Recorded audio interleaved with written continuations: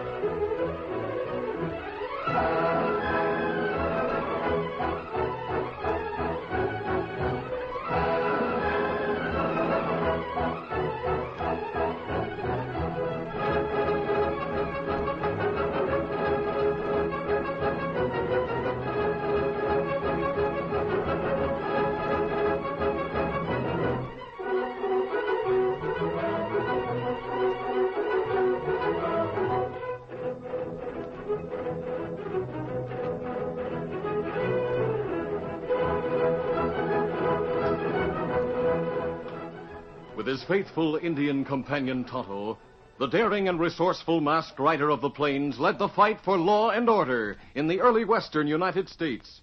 Nowhere in the pages of history can one find a greater champion of justice. Return with us now to those thrilling days of yesteryear. From out of the past come the thundering hoofbeats of the great horse Silver. The Lone Ranger rides again. Come on, Silver. Let's go, big fellow. I'll Silver. Hi!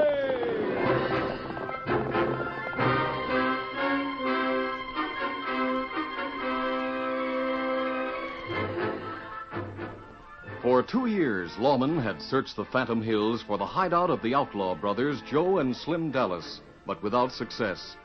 But it was understandable, for the Phantom Hills was a desolate area of towering rocks and cliffs, bare of vegetation except for occasional scrub pine, and it offered 1,000 places of concealment. Then one day, the Lone Ranger and his 14-year-old nephew Dan Reed were camped a few miles from the town of Thunder Gulch, awaiting the return of their Indian friend Tonto, who had gone into town for supplies. Here comes Tonto. I didn't expect him back this early. Something must have happened. He's sure riding fast. Oh, Scout, oh, fella. Oh, fella. Easy, Scout, easy. Something wrong, Tonto? Isn't that right? Me hear plenty bad news in town. Yes, what is it? Well, last night, outlaws named Joe and Slim Dallas go to town of Thunder Gulch and try rob rank there. Yes? And them run into trouble, plenty trouble. Joe Dallas, him get captured, put in jail there. Good. It's time he's made to pay for the crimes he's committed. What happened to Slim, his brother? Well, Slim Dallas captured Sheriff Wayne. What? And take him away as prisoner. Golly, why would he do that? He'll try to use the sheriff as a means of forcing the release of his brother. You mean he'll kill the sheriff if his brother's not released? That's right, Dan. Slim Dallas, plenty bad. It's time someone found their hideout. Well, me talk to sheriff's deputies. Them say hideout, not in Phantom Hills. Them looked there many times. Yes, I know they have. But it's the only logical place that they could escape capture this long. I'm going to search those hills. That plenty bad country. It all rock. But something's got to be done before Slim Dallas either forces the release of his brother or kills Sheriff Wayne. May I go along? Oh, that's not good, Dan. Better you stay in town. I don't want to stay in Thunder Gulch. Well, I have a friend who lives in a cabin a few miles from the hills, Dan. If you'll stay with him, I'll let you go that far with us. Very well. He's a strange character, Dan. His name's Angus McGregor. What's strange about him? Well, he's a sort of a hermit. Lives up there alone with only a hawk for company. A hawk? That's right, Dan. See, Dan, Angus comes from Scotland. For centuries, he and his people have hunted with hawks. Oh, I know what you mean now. He hunts with them instead of a gun. Yes, that's right. I've read about falcons. The books say they grow to be very old. Angus claims this hawk of his is more than 100 years old. Oh, golly. May I stay with him? Yes, I'm sure it'll be all right. Now, let's get saddled up and started. Here's Silver. Here, Victor. Me help you saddle.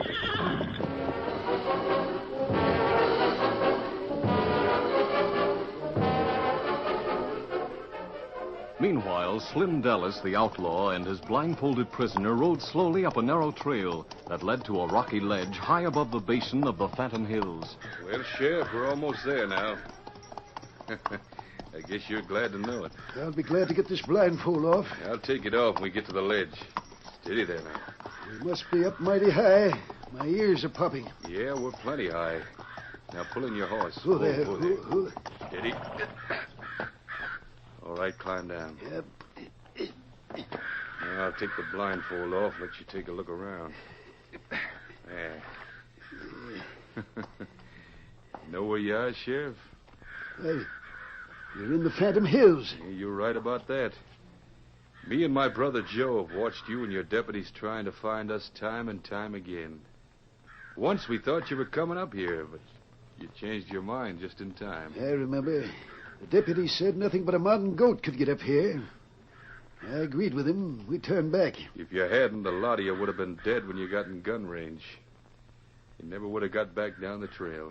So this is the hideout of the Dallas brothers, huh? Yep, this is it. From this ledge, we could see anyone for miles around. Even at night, me and Joe knew when someone was prowling around the valley down there. Yeah? How'd you know? Yeah, that, Sheriff, is a secret. Well, now that you got me here, what are you aiming to do about it, Slim? Come along with me. Well, I'll be doggone. A cave. Yep, a cave. Not so big, but it'll keep you from getting sunburned or rained on. Now, just sit down there and take your boots off. My boots off? Yeah, take them off. There's one boot. And here's the other. All right, just stay sitting down there. Hey, what are you going to do with them leg irons? Putting them on you, Sheriff. Huh? Yeah. It's one of the pair of leg irons me and Joe brought along with us when we broke out of State's prison 2 years ago. Yonder's the other pair. Wait a minute, Ted. Let me snap on the leg iron. Yeah. Now, if you want to move, there's enough chain on them for you to get around a bit so you don't get cramped. I'll put a canteen of water handy, and when I leave, I'll leave some grub handy, too. Where you going? Nowhere right now. But tomorrow I'm riding back toward Thunder Gulch. I want to get word to your deputies that if they don't let my brother go free, they'll find your body on the outskirts of town in a couple of days. It was late afternoon when the Lone Ranger, Dan Reed, and Tonto arrived at the lonely cabin of Angus McGregor, who greeted them warmly, and when told of their mission, assured Dan that he was more than welcome to stay as long as he liked. Aye, laddie, you'll be company for an old man and his falcon. We don't have much company, do we, Jock? Lone Ranger told me about your falcon. He says you hunt with him. Aye, he is much keener of eye than a dog, and most as deadly as a rifle. Golly, I'd like to see him hunt. Perhaps Angus will take you hunting with him while Tonto and I are gone. Indeed, we shall go hunting. On the morrow. What shall it be, laddie? Beasts or fowl you desire for the dinner party? Well, fowl, I guess. There's not much else but jackrabbits. Then fowl it shall be. Well, then, Tonto and I will be riding on. Well, I thought you might stay here for the night. Oh, no. It will be dark by the time we reach the Phantom Hills. I prefer to go in by darkness so we won't be seen. Eddie Silver. I wish you luck, my friend. But be wary. The brothers Dallas are dangerous men. We'll be careful. Adios. Goodbye. Bye, Tonto. Adios, Dan. One Silver. Get 'em up, Scout. Farewell, my friends.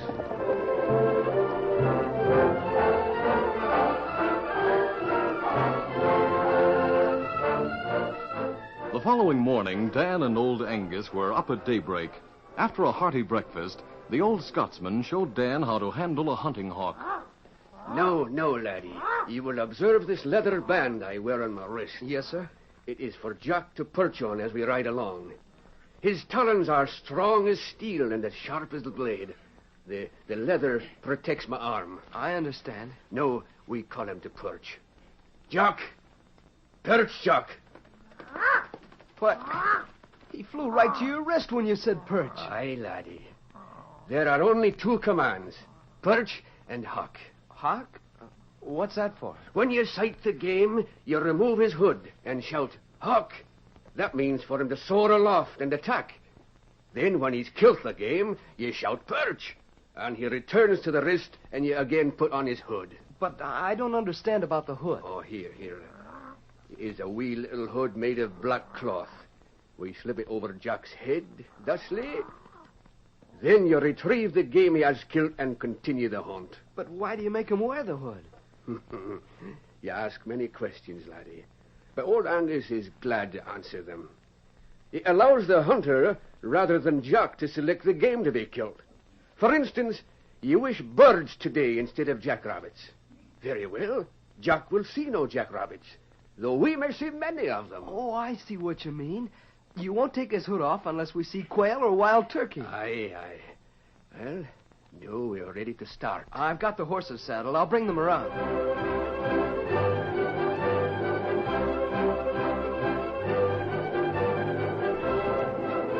The youthful energy of young Dan Reed soon took toll of old Angus McGregor, and after an hour of riding, during which they had killed only 2 quail, Angus drew in his horse. Hold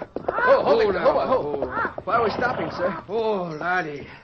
Angus McGregor is not so young as he used to be. You set a pace he cannot follow. Oh, I'm sorry. I didn't mean to tire you out. We'll return to your cabin at once. Oh, no, laddie, not you. I'll go back. But you continue the hunt. 2 quail are not enough for our dinner. You mean I can take Jock and go on hunting? Aye, laddie. Golly, that's great. But will he stay with me? As long as you wear this leather gauntlet.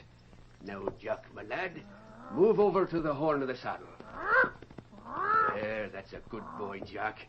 Now, I'll remove the leather band. And there. Here you are, laddie. Strap it on your own wrist. I've got it. There, it's strapped. Now, reach your wrist over near my saddle horn, and I'll put Jack on his perch. How's that? Fine. Easy, Jack. He's on it. Easy there, Jock. No, laddie, just remember the 2 commands. Perch and hawk. Aye. And when you've bagged 2 more quail, return to my cabin. I'll see you there. Get up. Goodbye, Angus. Goodbye, lad.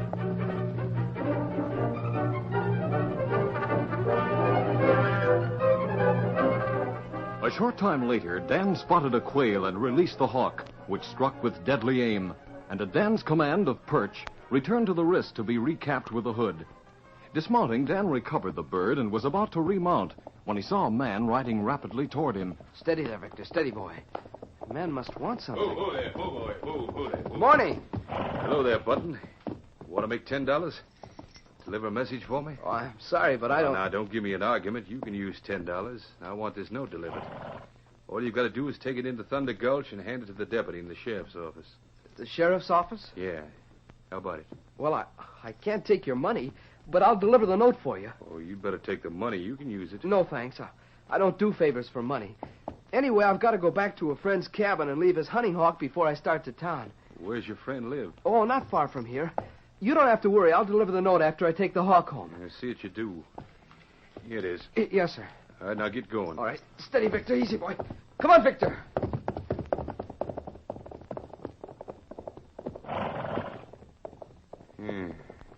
He seemed mighty anxious to deliver that note. I think I'll keep an eye on him for a spell. Get up here, boy. Come on.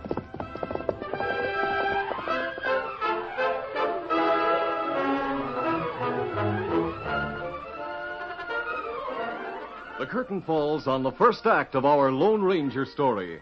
Before the next exciting scenes, please permit us to pause for just a few moments.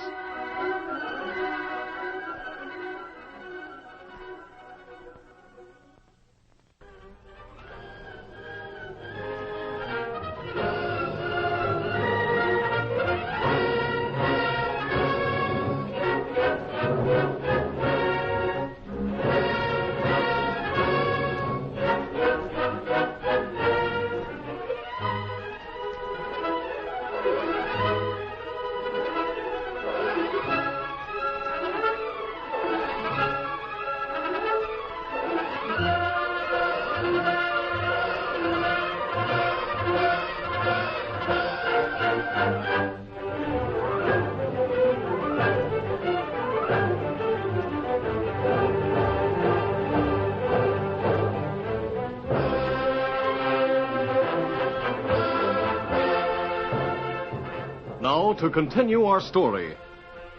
When Dan reached Angus McGregor's cabin, he found old Angus asleep, but he woke him up immediately and told him what had happened. I'm not sure, but I think he fits the description of Slim Dallas, the outlaw. Aye, it's possible. But there is one way to make certain. How's that? Have you read the message he entrusted to you? No, I didn't think I should do that. Oh, under the circumstances, I believe it is permissible. Let me have it. Here it is. What does it say? It says, if you don't want Sheriff Wayne to be killed, let my brother Joe go free. If you let him go, put a lantern in the steeple of the old Spanish church. If the lantern is not burning tomorrow night, I kill the sheriff. Is it signed? Aye. Signed by Slim Dallas himself. Golly, he does mean business. What'll I do? Oh, it is a perplexing problem, laddie. I wish your friend the Lone Ranger were here now. So do I. But he told me to stay with you. He won't be back for several days, maybe. Aye. What's that? Don't make a move. It's him. It's Slim Dallas. No, obey his every command. It goes for you too, old-timer. I thought I'd better keep an eye on you, Button. I told you I had to come here first. I know. I just overheard what you and the old gent here had to say. I'll deliver the note. I promised you I would, and I will. Oh, no, you won't. You're a friend of the Lone Ranger. I've heard about you. Dan Reed's your name, ain't it, Button? I won't answer you. You don't have to. So the Lone Ranger's on my trail, huh? Well, he's going to take a long time before he finds me. Don't be too sure of that. I'm going to make sure he don't. What do you mean? You'll find out. Hey, Grandpa. Aye. Saddle your horse. You're riding to Thunder Gulch to deliver this note. Why, what of the laddie here? He's going with me.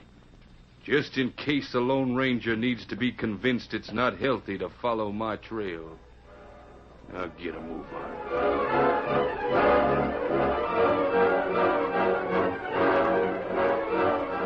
When Angus McGregor returned to his cabin, the Lone Ranger and Tonto were waiting for him. The masked man's expression tightened when he heard what had happened to Dan Reed. A moment later, the three men started out to search for Dan.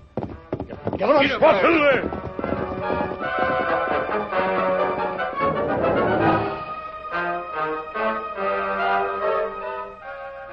When Dan Reed and Slim Dallas neared the Phantom Hills, the outlaw paused to tie a blindfold over the boy's eyes, and it was not removed until they had reached the hideout.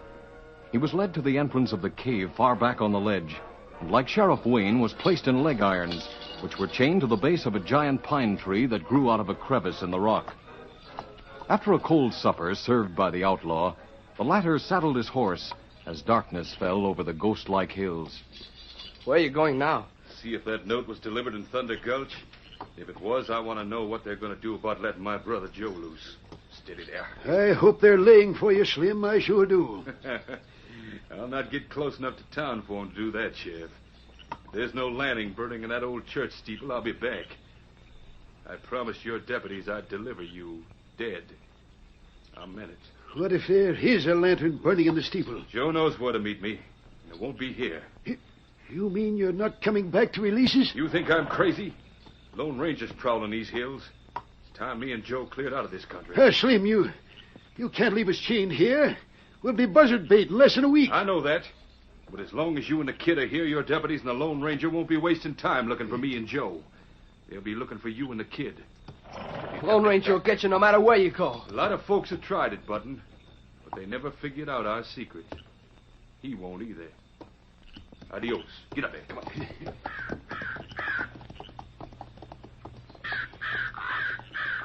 His secret. I wonder what he meant by that. I don't know, Dan. He mentioned it once before when he brought me here. Whatever it is, he must be right. No one but me and you have been to this place before.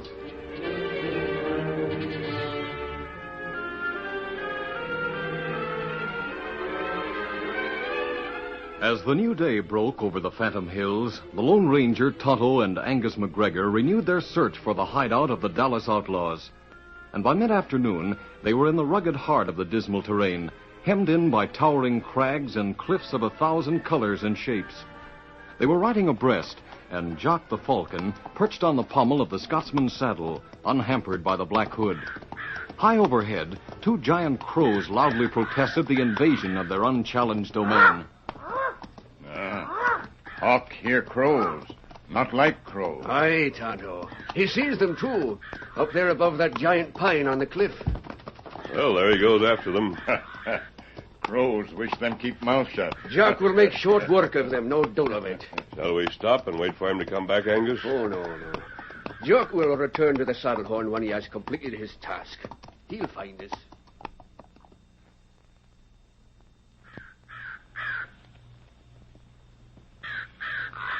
What in tarnation's the matter with them crows, Dan? Something's disturbing them. They must see something in the valley below the ledge. Crows are mighty suspicious critters. They can raise a bigger ruckus over nothing than... Hey, it's a hawk. Look. Here comes on. Hey, he got one of them crows. He killed it on the wing, and he's after the other one. Yep, there he goes. The crow's trying to dodge him. He got him. I'll be doggone if he didn't. Look, it's falling on the ledge right near the other one he killed. Quiet, Sheriff. What's the matter, Dan? Jock! Jock, perch! Perch, Jock! What in thunder? Here he comes. Look out, Dan. That critter's after you. Perch, Jock, perch! That's the boy, Jock. Well, I'll be... Why, that critter set right down on your wrist, Dan. Sheriff, I know this hawk. It belongs to a friend of mine, and he must be down there in the valley right now looking for me. Maybe the Lone Ranger and Tonto are with him. You don't mean it, Dan. Yes, I do. I've got to get to the ledge and yell down to them. Well, glory be, we're saved by a hawk. Help! Help! Help! Well, go on, Dan. Get to the ledge. I can't. The leg chains aren't long enough. Well, yell again. Yell louder this time. Help! Help! Help!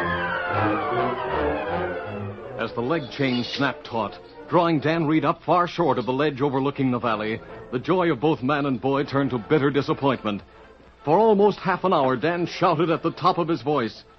And he stopped only when in the far distance he saw three horsemen disappear into a narrow canyon. It was them, Sheriff.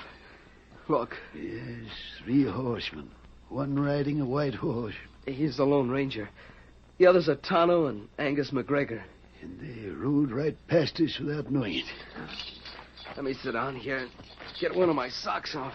What are you going to do, Dan? There, it's off. Now, easy, Jock. I won't hurt you. Well, what's the idea of putting your sock over his head? He won't try to fly away. He'll stay here if he can't see. But, Dan, I don't settle... Sheriff, it's a hunch. I just wonder what'll happen when Jock doesn't fly back to Angus McGregor.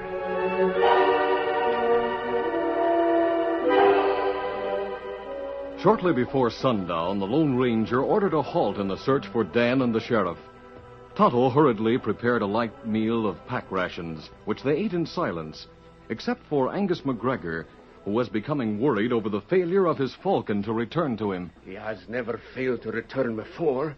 I can understand it. Tonto, What matter? you think you could find the place where we saw those crows? The place where the hawk disappeared? Will it get dark soon?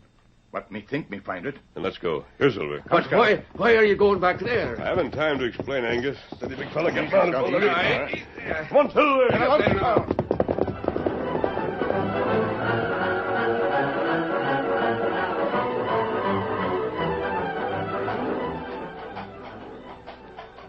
Someone's coming up onto the ledge, Sheriff. It's Slim. I know his voice. Yes, it's Dallas, all right. He's lighting a lantern. Well, Dan, this looks bad for both of us. He said he'd come back to kill me if my deputies didn't let his brother go free. Look, Sheriff. He's found the dead crows. Yeah, she's picking him up and looking at him. Quick, give me my hat. It's there beside you. Here it is. What are you going to do with it? Put it over Jock. If he sees Shut up, him... here he comes. How'd this happen? Well, what do you mean, Slim? How'd you kill these crows? Oh, we didn't kill him. Then who did? Well, what's so all-fired important about a couple of dead crows? What I want to know is, did my deputies put the lantern on the church steeple? No, they didn't. Now, answer me. How'd these crows get killed? Hey, Button, what you got under that hat? Oh, it's nothing. Get away from that hat. I'll see what's under there. No, leave it alone. So that's what killed him. A hawk. You think you're a pretty smart kid, don't you? I don't know what you're talking about. This is the pet hawk you had when I first run into you yesterday. How'd he get here? Don't tell him, Dan. I won't. Suit yourself, kid. Don't make any difference anyway. I won't have any use for these crows anymore now that I'm clearing out of the Phantom Hills. But before I go, I've got some shooting to do. And I aim to start with the critter that killed my crows. Don't shoot him! Don't! Oh, my hands! Get your hands up. Me get gun. Don't shoot! Don't shoot! Glory be, we're saved. It's the Lone Ranger!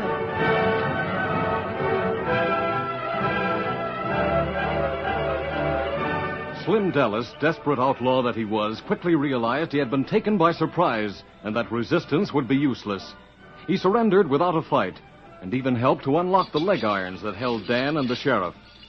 But as the sheriff began putting one of them on him, the outlaw turned to the masked man and said, Masked man, there's one thing I'd like to know before the sheriff takes me to Thunder Gulch. What's that, Dallas? For 2 years, lawmen have tried to find our hideout, and they never could. Until you got in my trail. How'd you figure out our secret? Well, it wasn't easy at first. I've often wondered why you couldn't be found in these hills. I was sure your hideout was here somewhere. But something happened today that gave me the clue. Yeah? What was that? To begin with, the crow is the most suspicious bird in the world. The slightest thing that's strange disturbs him. You know your crows, I can see that. Late this afternoon, we rode through the valley below. Our presence disturbed the crows that nest in this tall pine here. The hunting hawk heard them and went after them. Later, when the hawk failed to rejoin us, I remembered the crows. Yeah. I see now how you figured out the secret. But I don't understand. Slim and his brother Joe used those crows as sentinels, Dan. No one could approach this valley night or day without disturbing them. That's right, kid. We always knew in plenty of time whether to run or stay hid until the law passed. Oh. Yeah, but with the crows dead, and unable to sound a warning, Tonto, Angus, and I had no difficulty finding the hideout after dark. Slim wasn't expecting us and had no chance to put up a fight. And no one but the Lone Ranger could have figured that out.